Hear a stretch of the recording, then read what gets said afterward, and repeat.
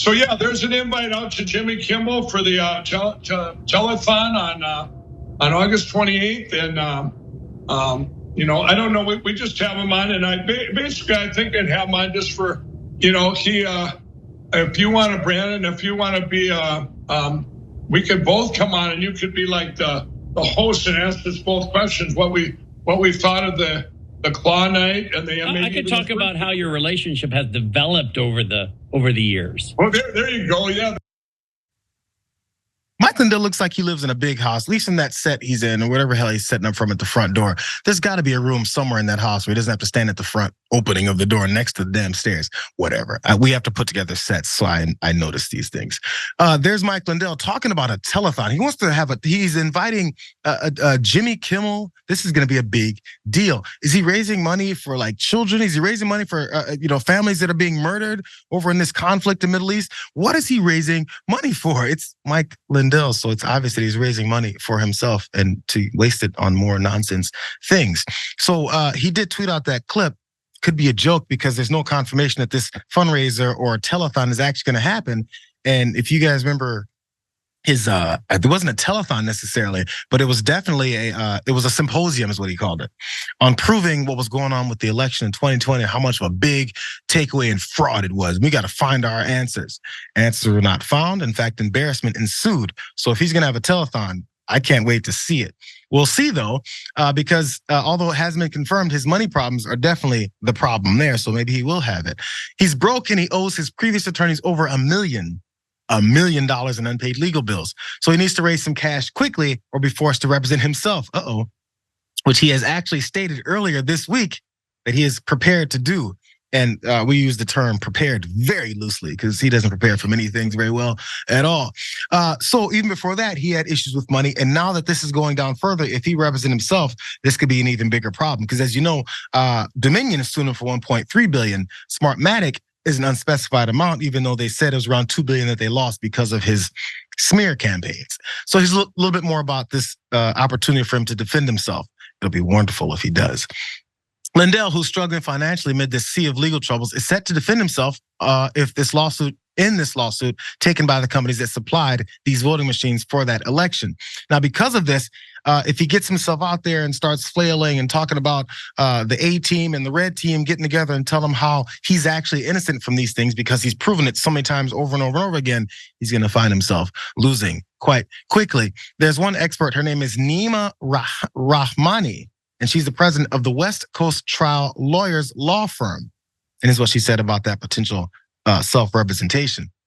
Lindell's making a mistake, she says. He's not a lawyer and has never tried a case. Dominion's attorneys are going to run circles around him, adding the fact that he has no filter and isn't careful about what he says, which got him here in the first place. He's likely to turn off the judge and the jury. This all has the makings of a large judgment against Lindell. It's a problem because even in depositions, he's not able to really contain himself or keep his emotions in check. He said this once. He repeatedly and angrily lashed out at lawyers for former Dominion Voting Systems executive Eric Coomer in multiple depositions this year. Once over an attorney's suggestion that Lindell fielded lumpy pillow calls. And on another occasion, he called one of the lawyers an a-hole. That'll always get you somewhere. Again, David, I would like to see this trial. I'd like to see him represent himself. I'd like to see him maybe figure out what it is that's wrong with his life, but not likely. Well, I will give him some credit. I do know a lot of lawyers who are a-holes, so I'm with him there, but that's it. I hope he does represent himself, and maybe we can get cameras in some of these lawsuits because that'll be pure entertainment. This guy is imploding before our eyes. I mentioned Donald Trump slurring in his speech. Mike Lindell seemed to be taking the same thing. Maybe it's all that ivermectin. He also seems to be slurring a little bit, and he's literally losing his mind. He lost his mind completely, of course, when he was making these ridiculous claims about the 2020 election. But now he's just he's losing it even more, and it's just in a way it's kind of pathetic and sad because Mike Lindell actually has a pretty interesting life story of recovering from addiction, building up this business, and for him to go sort of down the way he has is pathetic. But these are the chickens coming home to roost. Justice is being served. He's going to end up costing himself a fortune. These lawsuits, he's going to end up having to pay Dominion and Smartmatic and all these systems. He's going to have to pay them a lot. And we already know his reputation has been destroyed. And $1 million in unpaid legal bills, that's a lot of money. maybe it's the unrelenting lib in me, but I always have like 10, 15% of sympathy for folks like this. He's been duped and he's been completely, it's like a religion. He's following this guy like he's Jesus.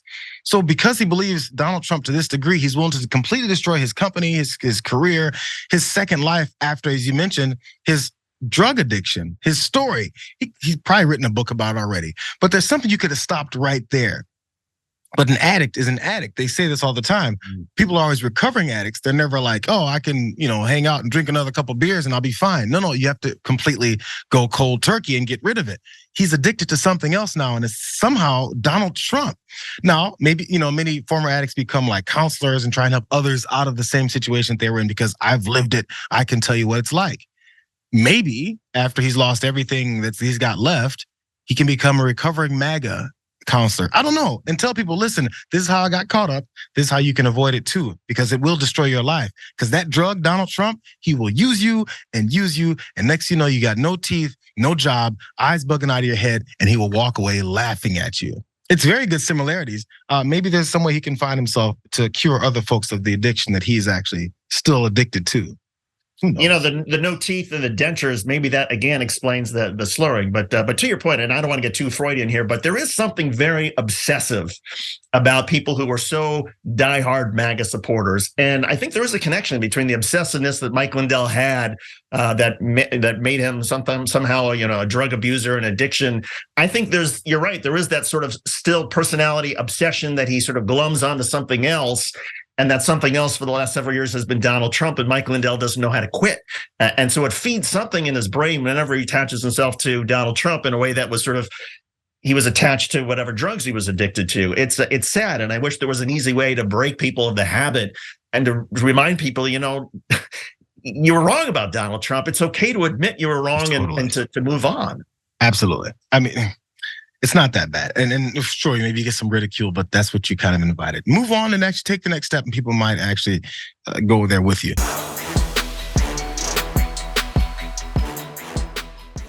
Check out the Damage Report podcast each day, wherever you get your podcasts, whether Pocket Casts or Stitcher or iTunes.